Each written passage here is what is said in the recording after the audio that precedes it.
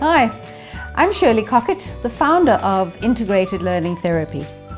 I'm an educational psychologist who has devoted most part of a lifetime to helping children succeed at school. Now, the first day of school is a very exciting time for most children. But less exciting is when they begin to doubt their own ability, because learning isn't quite as easy as they thought it would be, and they start to fall behind their peers. I'm sure many of you have noticed that there are a lot of these children around. And in classrooms in South Africa and elsewhere in the world, many children are on some or other form of medication for a diagnosed disorder like ADHD. What are the symptoms of these disorders?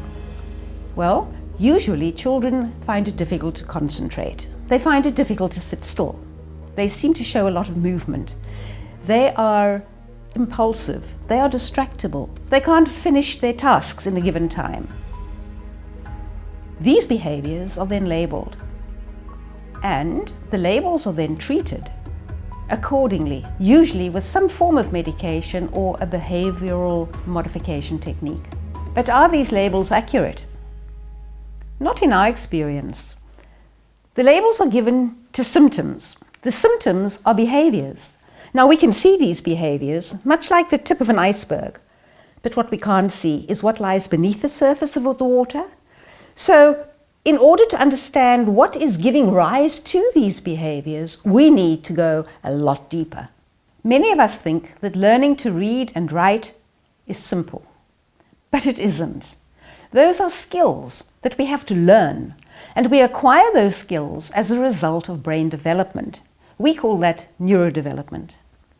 Neurodevelopment is something that begins in the womb and actually continues until we're in our mid-20s. But along the way, many things can impact on the brain's ability to learn these skills. For example, a baby who misses a physical milestone, like tummy creeping or crawling, may grow up with an underdeveloped area of the brain. A virus picked up by a pregnant woman might affect the development of the fetus's brain. Poor nutrition, pollutants, pesticides, food additives, and more might all have a role to play in brain health. Unraveling the underlying causes of a learning difficulty or disability is not an easy task. There may be more than one cause, and a swift diagnosis and giving a label is usually not very helpful.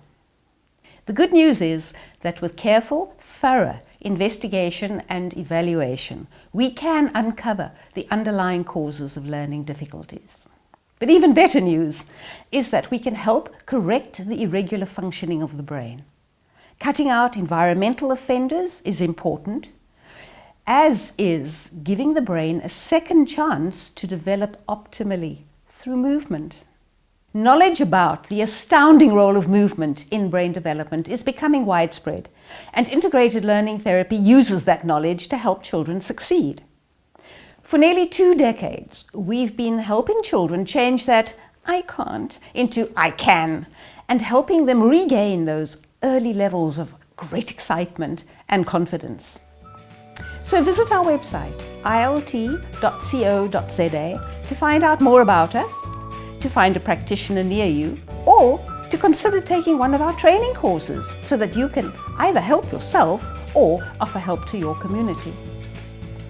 You can also subscribe to our YouTube channel, and you will be regularly updated there with more information.